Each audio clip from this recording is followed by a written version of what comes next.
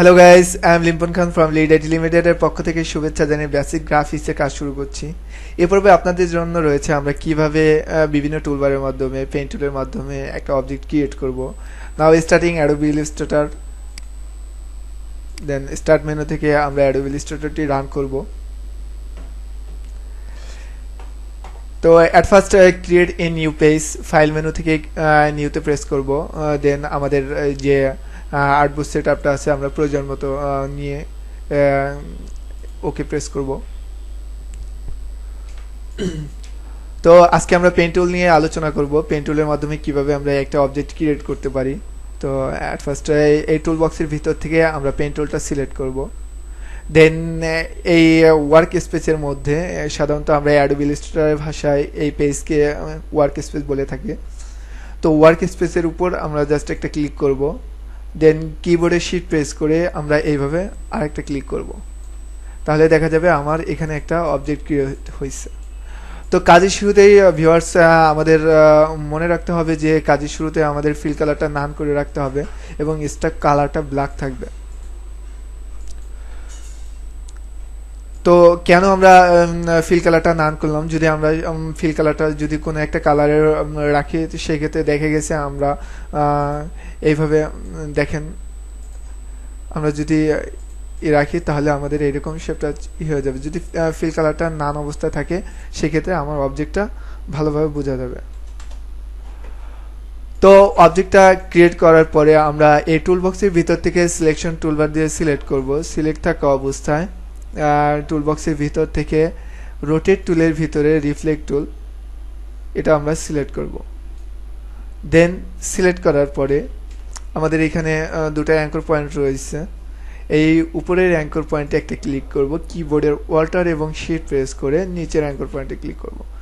তাহলে দেখা যাবে যে আমার সেম অবজেক্টটা অপোজিটে কপি হয়ে আসছে। তো আমি যদি এই অবজেক্টটা সিলেকশন টুলবার দিয়ে সিলেক্ট করি তাহলে কি হয় যে ইন্ডিভিজুয়ালি সিলেক্ট হচ্ছে। তো আমি এটাকে একটা রূপান্তরিত করতে চাই, আমি যদি সেক্ষেত্রে কালারও দিতে চাই, তাই দেখেন আমার একটা অবজেক্টে কালার হচ্ছে। তো অ্যাট ফার্স্ট আমার কি করতে হবে, যে শেপটা আছে এই শেপ দুটোকে একটা শেপে রূপান্তরিত করতে হবে। তো তার জন্য যেটা করতে হবে টুলবারের ভিতর থেকে ডাইরেক্ট সিলেকশন টুল, দেখেন আমি মাউস পয়েন্টার যদি এই ইসের উপর রাখি, টুলবারের উপর রাখি তাহলে আমাদের ডিরেকশন দেখাচ্ছে। সিলেকশন টুল শর্টকাট কি এ। তো আমি ডাইরেক্ট সিলেকশন টুলটা সিলেক্ট করলাম। দেন এই অবজেক্টের উপরে অ্যাঙ্কর পয়েন্ট এবং এই অবজেক্টের উপরে অ্যাঙ্কর পয়েন্ট দুটাকে সিলেক্ট করলাম। সিলেক্ট থাকা অবস্থায় অবজেক্ট মেনু থেকে পাথ থেকে জয়েনে ক্লিক করব অথবা শর্টকাট কি কন্ট্রোল জে।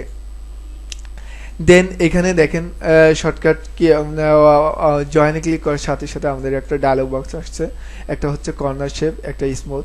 তো এখানে যেহেতু আমাদের কর্নার শেপ আছে সেহেতু আমরা কর্নারের উপর ক্লিক করব।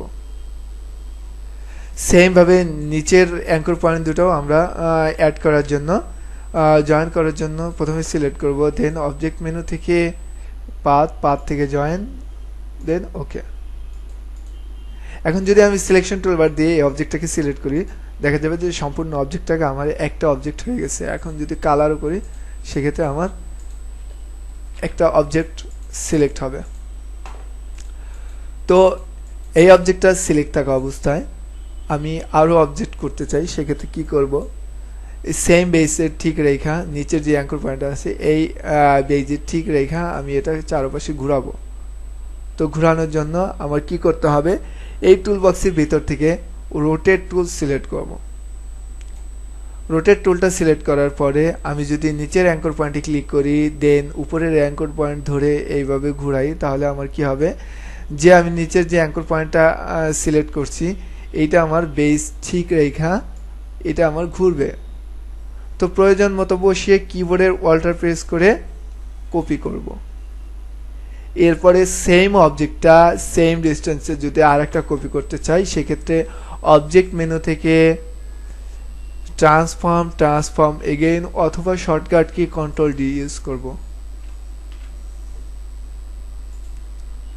যদি আমি এই অবজেক্টটা অপোজিটে নিতে চাই তাহলে কি করব, সিলেকশন টুলবার দিয়ে তিনটা অবজেক্টে সিলেক্ট করব উইদাউট মেইন অবজেক্ট। সিলেক্ট থাকা অবস্থায় অপোজিটে কপি করার জন্য আমরা রিফ্লেক্ট টুল ইউজ করব। মেইন অবজেক্টের উপরে একটা ক্লিক করলাম এবং অল্টার এবং শিফট ধরে নিচের অ্যাঙ্কর পয়েন্টে একটি ক্লিক করলাম। এরপরে এটার যে নিচের একটা অংশ স্টিক দেওয়ার জন্য আমরা রেক্টেঙ্গেল টুলের ভিতরে রাউন্ডেড রেক্টেঙ্গেল টুলটা সিলেক্ট করব। দেন প্রয়োজন মতো আমরা এইভাবে একটা স্টিক করব। তাহলে দেখা যাবে যে আমাদের একটা শাপলার মতো শেপ তৈরি হয়ে আসছে। এখন আমি সম্পূর্ণ অবজেক্টটাকে সিলেক্ট করলাম। স্ট্রোক কালার নান করার জন্য কি করব, সম্পূর্ণ অবজেক্টটাকে সিলেক্ট, দেন স্ট্রোক প্যালেটের উপর ক্লিক এবং নান। এখানে তিনটা অপশন আছে, একটা কালার গ্রেডিয়েন্ট, কালার, নান। তো আমরা এখানে নান প্রেস করব। তাহলে দেখা যাবে যে এইভাবে আমার একটা শাপলার শেপ চলে আসবে। Okay friends, thank you for watching. আমাদের টিউটোরিয়ালটা যদি আপনাদের ভালো লেগে থাকে তাহলে আপনাদের ওপিনিয়নটা কমেন্ট বক্সে শেয়ার করতে পারেন। আজ এ পর্যন্ত, পরবর্তী লেসনগুলো দেখার আমন্ত্রণ জানিয়ে আমি লিম্পন আজকের মতো বিদায় নিচ্ছি। Thank you, all the best.